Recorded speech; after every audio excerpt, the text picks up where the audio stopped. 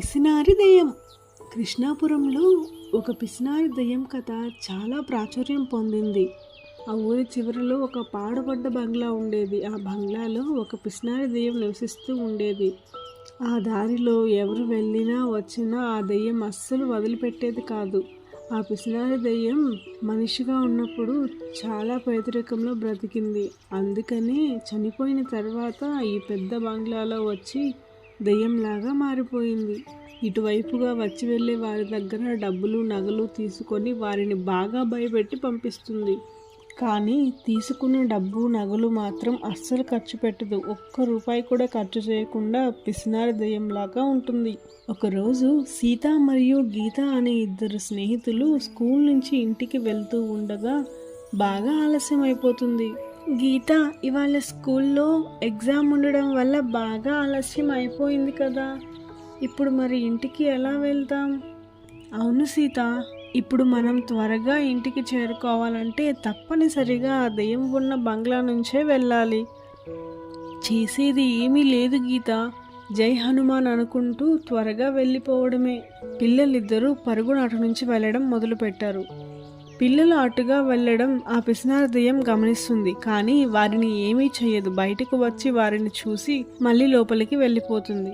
సీత ఇంకా గీత పరుగుని ఇంటికి వెళ్ళిపోతారు. దెయ్యం వాళ్ళని ఏమీ చేయకుండా వదిలేసినందుకు చాలా భయపడతారు. ఒక్కసారిగా దెయ్యంపై వారికి ఉన్న అభిప్రాయం మొత్తం మారిపోతుంది. మరుసటి రోజు ఉదయాన్నే సీత ఇంకా గీత ధైర్యం చేసుకొని ఆ గోస్ట్ అక్కడ ఎందుకు ఉందో తెలుసుకొని దానికి సహాయం చేయడానికి ఆ హాంటెడ్ హౌస్కి వెళ్తారు. ఆ హాంటెడ్ హౌస్లోకి అడుగుపెట్టిన వెంటనే లైట్లు తలతలా మెరుస్తాయి. తర్వాత ఒక భయంకరమైన స్వరం వస్తుంది. ఎవరది? నా ఇంట్లోకి ఎవరు వచ్చారు? పచ్చటి పొగల మధ్యన ఓ దెయ్యం కనిపిస్తుంది. చేతిలో పొడవైన పిగ్గీ బ్యాంక్ పెట్టుకొని చాలా భయంకరంగా కనిపిస్తుంది. గీత చాలా ధైర్యంగా ఆ దెయ్యం ముందుకు వెళ్తుంది. దెయ్యం గారు, మీరు నిన్న మమ్మల్ని చూసి ఏమీ చేయకుండా వదిలేశారు. మీరు చాలా మంచివారు. అందుకే నేను మీకోసం చాక్లెట్ తెచ్చాను. ఇదిగోండి, తీసుకోండి. పక్కన నిలబడి ఉన్న సీత కూడా, అవును దెయ్యం గారు, మీరు చాలా మంచి దెయ్యం, దయచేసి ఈ చాక్లెట్ తీసుకోండి అని అడుగుతుంది. దెయ్యం కాస్త దగ్గరగా వచ్చి ఆ చాక్లెట్ని వాసన చూస్తుంది. దీని ధర ఎంత?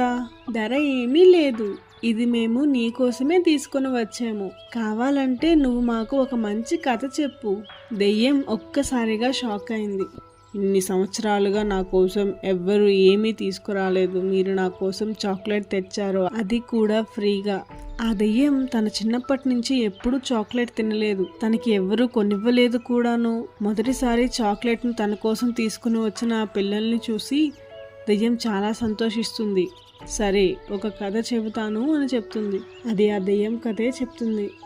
అది చెప్పిన కథ ఏమిటంటే, అది మానవుడు బ్రతికున్నప్పుడు ఏ రూపాయి ఖర్చు చేయలేదు. మందులు, స్వీట్లు, భోజనం ఏవీ సరిగ్గా తీసుకోలేదు. చివరికి అదే కారణంగా చనిపోయాక కూడా పిసినారి దెయ్యంలాగా మిగిలిపోయింది. దెయ్యం కథ విన్న సీతాగీత చాలా బాధపడ్డారు.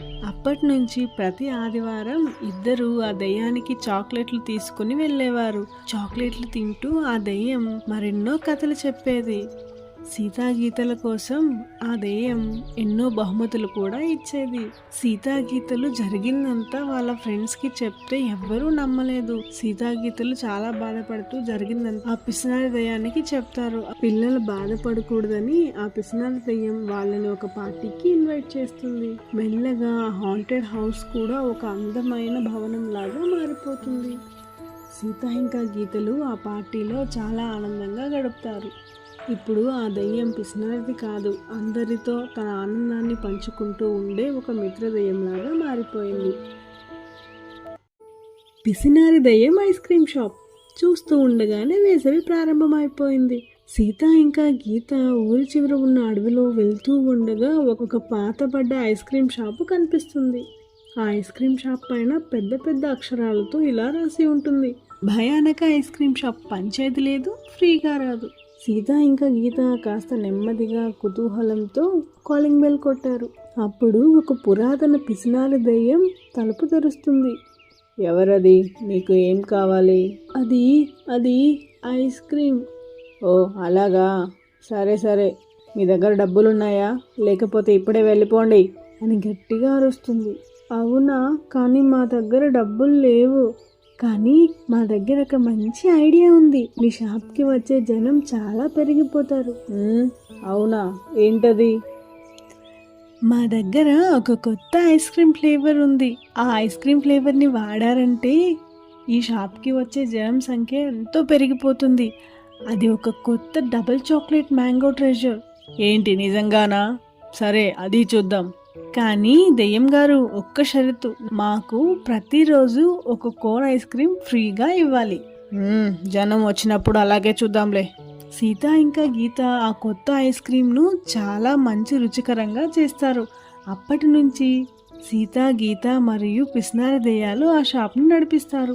ఆ షాప్కి వచ్చేవారి సంఖ్య చాలా ఎక్కువగా పెరిగిపోతుంది. బిజినెస్ బూమ్ చాలా మంచిగా కొనసాగుతుంది.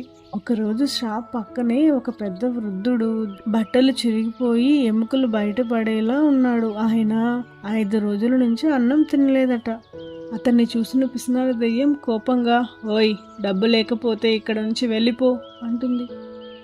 ఆగు పిసినారి దెయ్యం, ఇప్పుడు మా వల్ల షాప్ బాగా నడుస్తుంది కదా, మరి బాబాయికి ఒక ఐస్ క్రీమ్ ఫ్రీగా ఎందుకు ఇవ్వకూడదు? వెంటనే గీత పెద్ద కోన్ ఐస్ చేసి చాక్లెట్ టాపింగ్స్ బాగా వేసి ఆ బాబాయికి ఇస్తుంది. అతను ఆశ్చర్యంగా చూస్తాడు. ఐస్ క్రీమ్ తిని చాలా బాగా ఉంది అని చెప్పి అక్కడి నుంచి వెళ్ళిపోతాడు.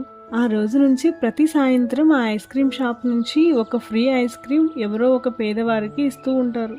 సీత మరియు గీత పిసినారి దయ్యాన్ని పూర్తిగా మార్చేస్తారు. ఐస్ క్రీమ్ తీపిగానే ఉండొచ్చు, కానీ దయ ఇంకా తీపిగా ఉంటుంది. పంచుకోవడంలోనే ఆనందం ఉంటుంది. పిసినారి దయ్యం. కృష్ణాపురంలో ఒక చల్లని సాయంత్రం స్కూల్ నుంచి తిరిగి వస్తున్న సీత మరియు గీతలు ఇద్దరు కూడా వీధిలో ఒక బలూన్ అమ్మే వాళ్ళని చూస్తారు. చల్లని గాలిలో మెరిసే ఆ బలూన్స్ని చూసి వాళ్ళు చాలా ఆనందపడిపోతారు. ఆ బలూన్స్ చూడ్డానికి చాలా బాగున్నాయి కదా గీత, కానీ మన దగ్గర 5 రూపాయలే ఉన్నాయి సీత. మనం బలూన్ కొనడానికి ఈ డబ్బులు సరిపోవేమో. రా, వెళ్ళి అడుగుదాం. అంకుల్, మా దగ్గర ఉన్న డబ్బులకి బలూన్ వస్తుందా? పిల్లలు, ఒక బలూన్ 10 రూపాయలు. మీ దగ్గర 10 రూపాయలు ఉన్నాయా? లేదంకుల్, మా దగ్గర 5 రూపాయలే ఉన్నాయి. అంతలోనే పక్కనే ఉన్న ఒక పాత బావి నుంచి ఒక వింత గొంతు వినిపిస్తుంది. ఓయ్ పిల్లలు, 5 రూపాయలకే ఇక్కడ 3 బలూన్లను ఇస్తాను, వెంటనే రండి. ఒక వింత గొంతు వినిపిస్తుంది. పిల్లలు అటుగా చూడగా పొగలోంచి ఒక నల్లని చీర కప్పుకున్న ఒక చర్మం లేని ముఖం వాళ్లకు కనిపిస్తుంది. పిల్లలు ఆ దయ్యాన్ని చూసి చాలా నేను భయపడిపోతారు. ఒక పిసినారి దయ్యాన్ని, చనిపోయినాక కూడా 1 పైసా కూడా ఖర్చు చేయను.